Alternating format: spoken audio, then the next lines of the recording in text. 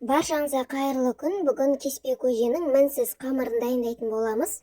Қамырды мышса да бір-біріне жабыспайды, сорпаға салса да езілмейді, былжырамайды. Міндетті түрде осылай жасап көріңіздер. Ол үшін ыдысымызға 2 жұмыртқаны жарып саламыз. 1 шай қасық толтырмай тұз және 3 ас қасық сұйық майды құйып, барлығын жақсылап араластырамыз. Онда жайлап шетінен салып отырамыз, барлығын бірден салмаймыз, себебі бұл жұмыртқа болғандықтан қамыры тым қатты болып кетсе, жай алмай қаламыз. Қамырды қатты қылмай, орташа тығыздықта қамыр елеміз.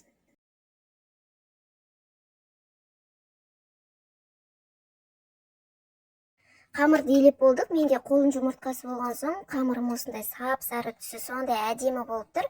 Енді қамырдың бетін жауып 15-20 минутқа июі қанғанша тындыруға қоямыз. Қамырды жаюға кірісеміз, қамырды алдымен үстінен басып аламыз.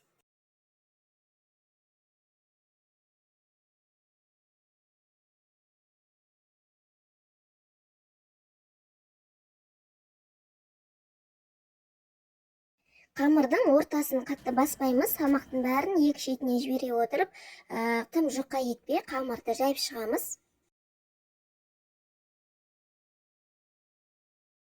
Кеспе тым қатты ұзын болмас үшін қамырды ортасынан екіге бөліп, бір бөлігін орап, солай кесіп шығатын боламын.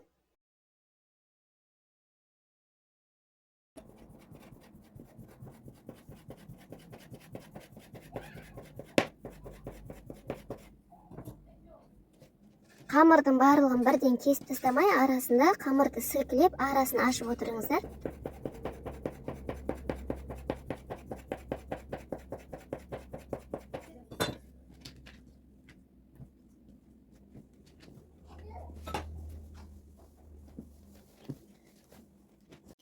Осымен біздің кеспеміз дайын. Мен көрсеткен рецепт бойынша жасап көріңіздер.